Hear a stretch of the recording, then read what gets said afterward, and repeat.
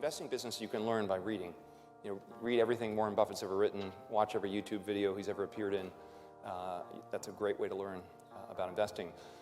But investing is more than just, the way to really understand investing is to understand a business. And one of the most important skills you need as an investor is distinguishing between a great business, a good business, a fair business, and a bad business. And one way to get a sense of the quality of a business is go to work for one. So the recommendation I give to people graduating from business schools these days is this is the greatest time in history to work for a startup. There are lots of incredibly interesting businesses being formed. And if you can be one of the early employees, you're going to learn a lot about how a business works, how to make payroll, how to market your product, how to design something. And those skills I think are invaluable. First of all, you might even find it really interesting. You might have joined the next Facebook, so that's one thing. Even if the business fails, you'll learn a ton from that. I think that's the best experience you can get, ultimately, to be a good fundamental investor.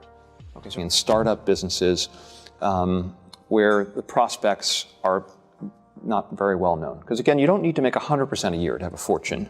You just need to invest at an attractive return, 10, 15% over a long period of time. Your money grows very significantly. So how do you avoid the riskiest investments? My advice would be to invest in public securities, invest in listed companies, companies that trade on the stock market.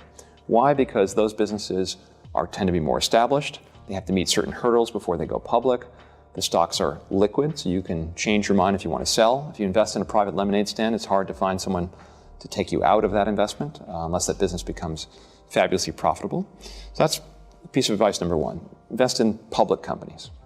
Number two, you want to invest in businesses that you can understand. What I mean by that is there are lots of businesses that you deal with in the course of your day and your personal life, whether it's a retail store that you know because you like shopping there, or it's a product, your iPad, or that you know that you think is a great product. But you have to understand how the company makes money. If the business is just too complicated, you don't understand how they make money, even if they've had a great track record, I would avoid it. And a lot of people thought Enron was an incredible business because it appeared to have a good track record, but very few people understood how they made money. It was good to avoid it. Another very important criteria is you want to invest at a reasonable price. It could be a fabulous business that's done very well over a long period of time, but if you pay too much for it, you're not going to earn a very good return. The last bit is that you want to invest in a business that you could theoretically own forever. If the stock market were to close for 10 years, you wouldn't be unhappy. What do I mean by that? Now again, if you're going to compound your money at a 10 or 15% return over a 43-year period of time, you really want a business that you can own forever. You don't want to constantly have to be shifting from one business to the next. And what are businesses that you can own forever? Well, there are very few that sort of meet that standard.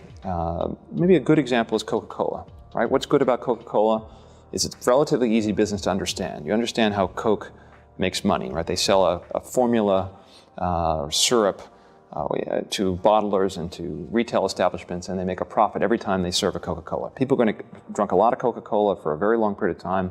The world's population is growing. They sell in almost every country in the world.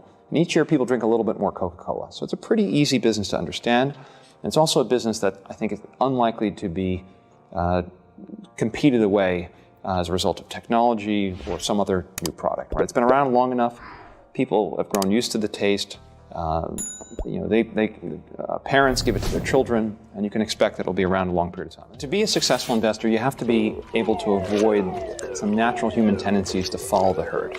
When the stock market's going down every day, your natural tendency is to want to sell.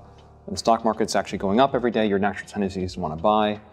So in bubbles, you probably should be a seller. In busts, you should probably be a buyer.